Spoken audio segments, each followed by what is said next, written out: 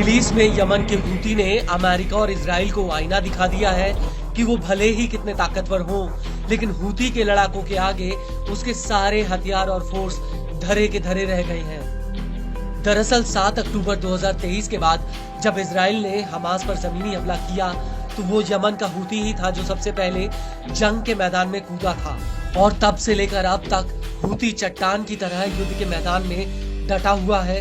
लाल सागर, अरब सागर, बाब अल मंदेब जैसे समुद्री रूटों पर हूती ने अमेरिका और इजराइल की नाकाबंदी कर रखी है। वहीं हूती की मिसाइलें पूरे इजराइल में कोहराम मचा रही हैं।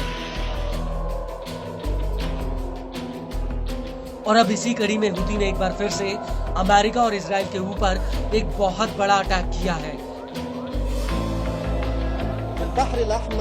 दरअसल हूती का कहना है कि उसने उत्तरी लाल सागर में अमेरिकी aircraft USS Harry S Trueman के ऊपर हमला किया है।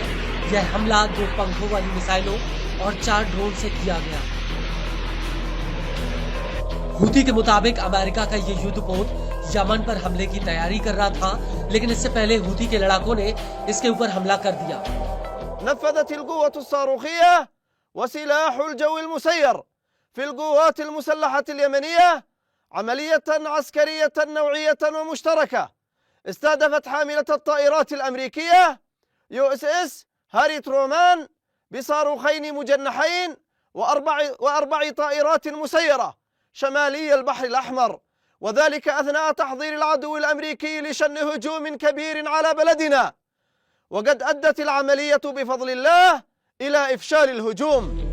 आपको बता दें कि ये पहली बार नहीं है जब हूती ने अमेरिका के इस युद्धपोत को निशाना बनाया हो, बल्कि इससे पहले भी हूती इस जहाज पर मिसाइल और ड्रोन हमला कर चुका है। हूती के मुताबिक उसकी एयरफोर्स ने 6 जनवरी 2024 की दोपहर में इजराइल के तेल अवीव पर 2 बड़े ड्रोन हमले किए। हूती का ये भी कहना है कि उसने तेल अवीव में सबसे पहले एक सैन्य टारगेट पर हमला किया। इस हमले में 2 ड्रोन फायर किए गए, जबकि दूसरा हमला कब्जे वाले एश्केलॉन में एक इजरायली ठिकाने पर हुआ।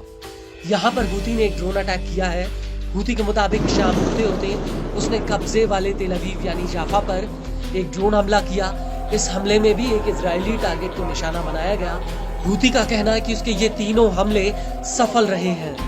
ونفذ سلاح الجو المسير ظهر اليوم عمليتين عسكريتين، الأولى استهدفت هدفا عسكريا تابعا للعدو الإسرائيلي في يافا المحتلة بطائرتين مسيرتين، والعملية الأخرى استهدفت هدفا حيويا تابعا للعدو الإسرائيلي في عسقلان المحتلة بطائرة مسيرة.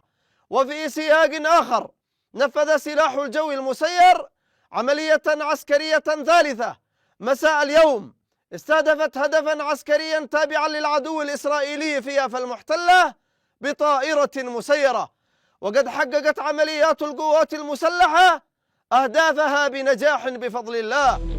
इस सब के बीच आपको ये भी बता दें कि अमेरिका ने हूती को रोकने के लिए कई खाड़ी देशों के साथ मिलकर ऑपरेशन प्रॉस्पेरिटी गार्डियन की शुरुआत की थी, जिसमें कई देशों की सेनाओं ने हूती के खिलाफ मोर्चा संभाला था। और इसी कड़ी में अमेरिका, ब्रिटेन, फ्रांस जैसे देशों की सेनाएं लाल सागर और उसके आसपास के इलाकों में तैनात हुई थी। लेकिन अब ऐसा लगता है कि हूती के खिलाफ ये ऑपरेशन पूरी तरह से फेल हो चुका है, क्योंकि अमेरिका के कई हमलों के बावजूद हूती की सैन्य ताकत में कोई कमी नहीं आई है।